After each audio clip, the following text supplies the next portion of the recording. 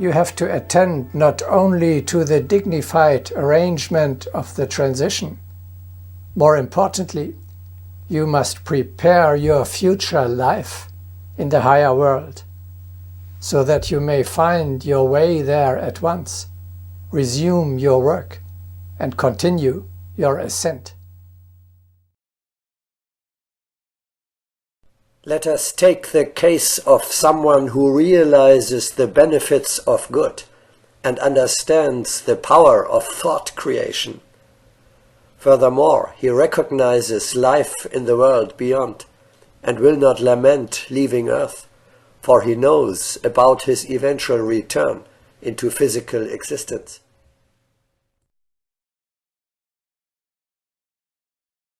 Such a person will fall asleep peacefully and will find himself in the world beyond without losing consciousness. He will not suffer any pain, for his subtle body is not burdened by guilt. He committed no crimes, not even in thought. Thus he will not be depressed and will quickly understand his whole environment.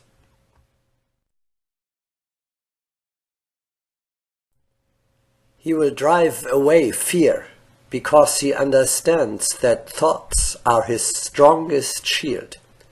In fact, he can begin to learn and work immediately. He can create his attire and hasten to join useful co-workers. He is ready to share in all the advantages of the subtle world and will be ready to make his approach to the higher spheres.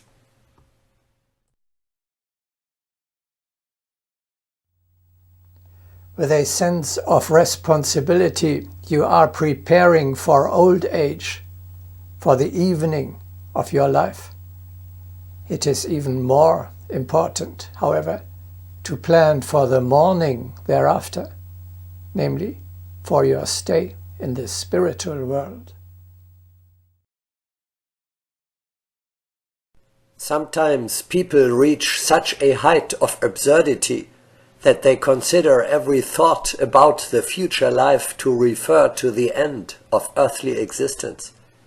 At the same time, they do not hesitate to arrange their earthly affairs many years in advance. Such actions merely indicate how obscure is the thought about the future life.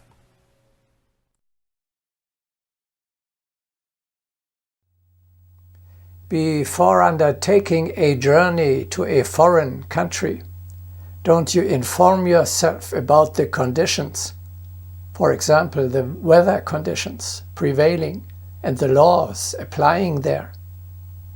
You ascertain what you will need there and what you have to take with you. You learn the language in which one communicates there. Exactly in the same way, you should proceed with your quite mistakenly so-called last journey.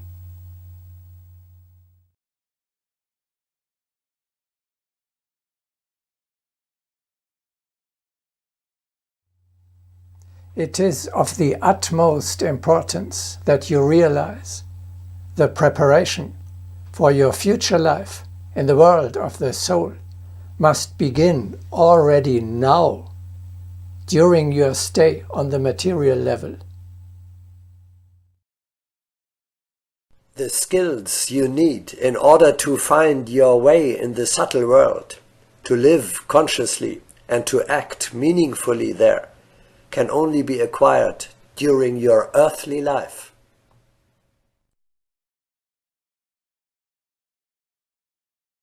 It is difficult for people to understand how urgently they need in the subtle world a knowledge acquired on earth, and not only the knowledge itself, but also receptivity and comprehension.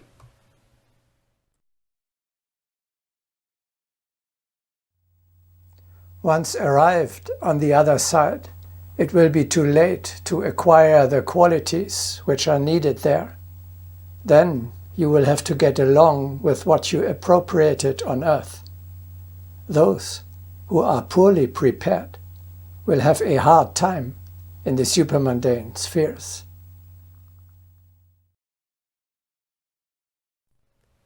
Is it not far better to provide oneself already now with the complete information that is needed for the future journey?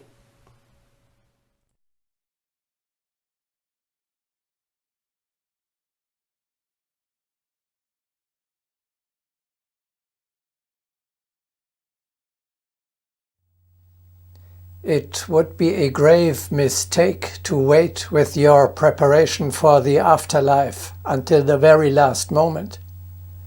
In the new, completely foreign circumstances, you will need a whole range of skills.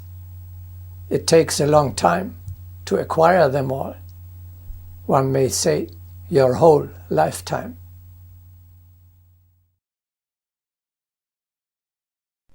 If you wish to make a speech in a language you do not know, it is unwise to start preparing the night before you deliver it.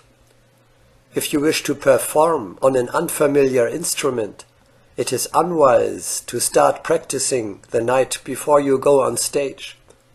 If you wish to cross into the subtle world, it is unwise to begin preparations the evening before you depart.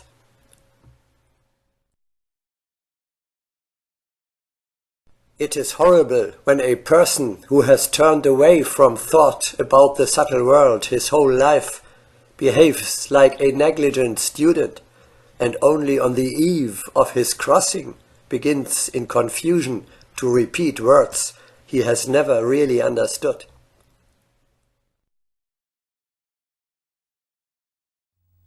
The sooner you start preparing, the better.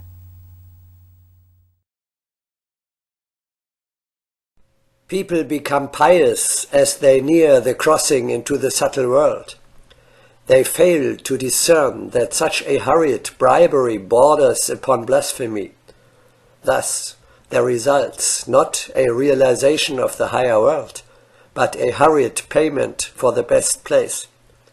Whereas the approach to the higher world should begin in the first days of earthly life.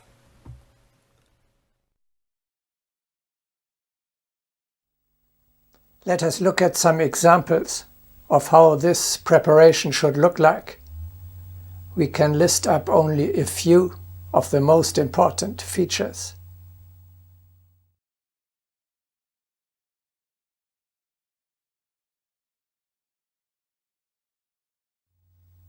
We have already learned there is no light in the subtle world.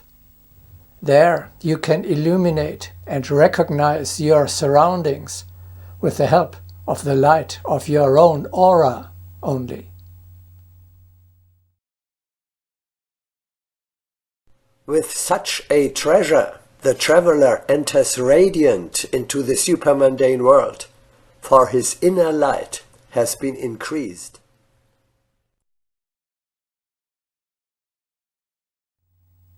Without a spiritual radiation, you will dwell in darkness over there.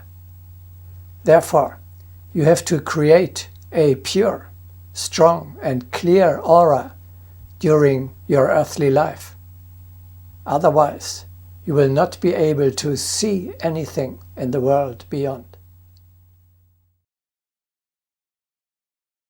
The emanations of those thinking entangled and lengthy ways are weak and will not light up their path. They will regret that during the days of their earthly existence they did not find the time for the work of mental progress.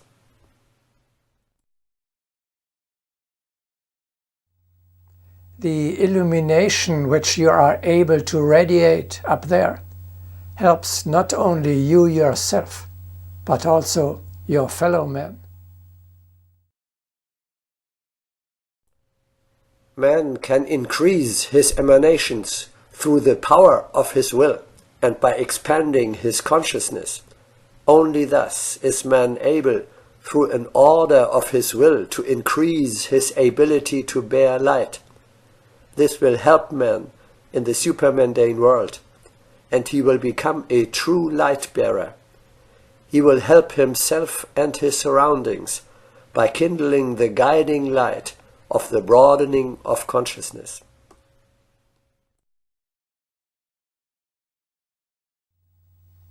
It is above all your accumulated psychic energy which generates this inner light.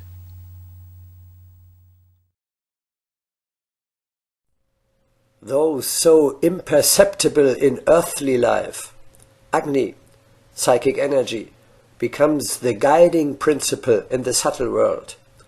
And not only does it light the path in the subtle world, it acts as a guide to the fiery beings. We behold by fire, and we ascend by flame.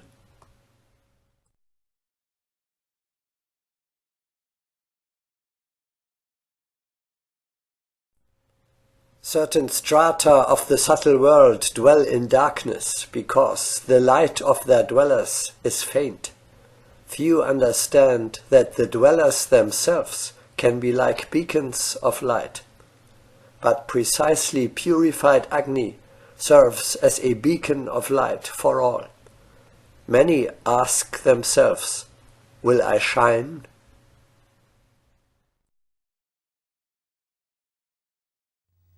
Those who pass over unprepared will be unable to find their way, blunder in darkness, and remain in a terrible state of obscurity and confusion.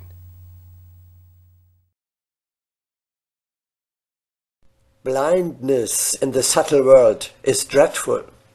Imagine yourself entering a half-darkened house, in the corners of which lurk indistinguishable images, all intermingled and surrounded by indistinct spots. Even where no particular monsters exist, he who is blind and malicious will see horrible shapes.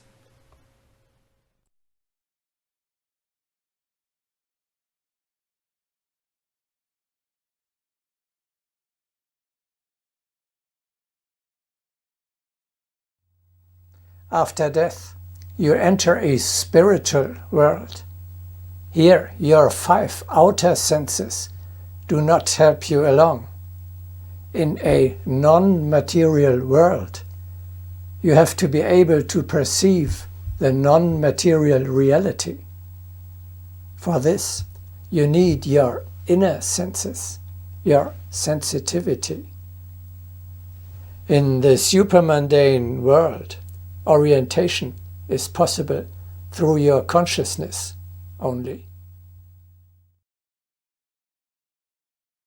The better possibilities can be awakened by those who are able to perceive with a spiritual consciousness.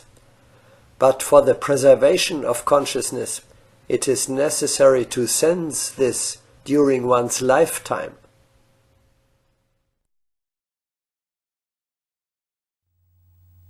You arrive at a new, completely unknown sphere. Only with an unprejudiced, wide consciousness will you be able to find your way there.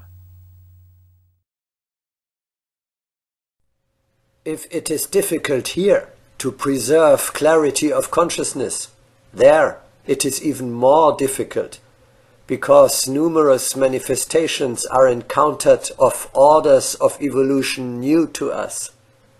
Thus, one should preserve especially the covenant about clarity of consciousness.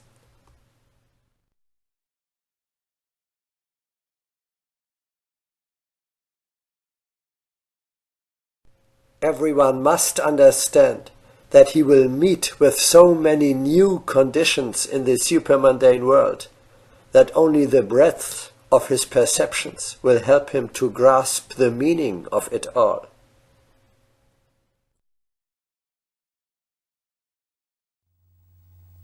The one who has rejected spiritual realities on earth will negate the supersensory reality in the hereafter as well. Therefore, he will not recognize it, nor be able to adapt to it, and thus remain in the truest sense of the word unworldly over there. Even though he possesses an intellect developed to its utmost, a materialist who denounces spirituality and the possibility of existence in the higher worlds may remain without a conscious life in the higher spheres of the subtle world. For, having neither created nor strengthened the higher attractions, he will be drawn almost immediately into the whirl of the attraction of the earth, and in a semi-conscious or unconscious state, he will await a new incarnation.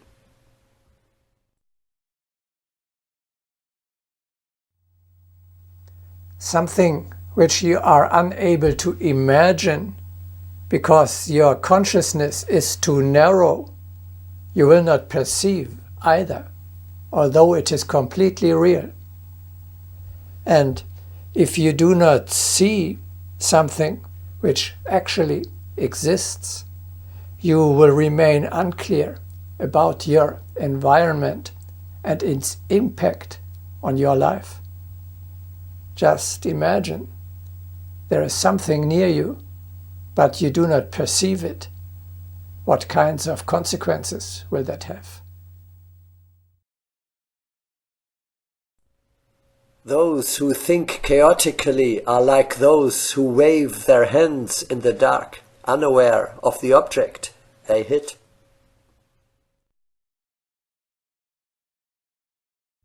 In the broadcasting expansion of consciousness, we had already spoken about many examples of that reality which is invisible to the physical eye.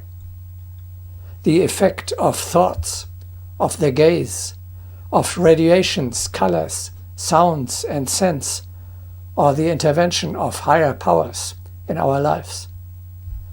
These and many more intangible facts you are to recognize already during the incarnation on the material level, but even more so after the transition to the spiritual world.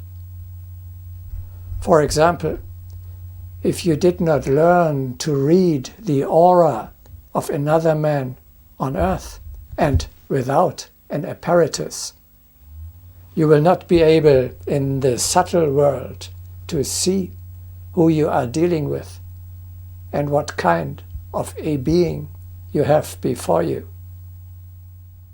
Expansion of consciousness is only possible on earth. Learn that you bring into the astral plane only what you have acquired on earth. Ignorance remains there as it is here. One can receive there only what one has learned to desire here. It is almost impossible to acquire there a new broadening of consciousness. Therefore, accumulate a store of consciousness here, that you may not walk around in worn-out garment.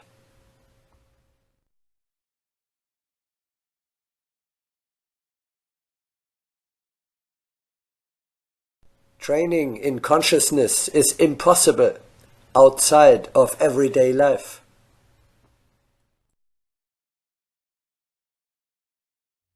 In the spiritual world, you will have to get along with that comprehension which you have acquired on the material plane. Whatever is not realized here will not be realized in the subtle world. One must first learn to think here on earth.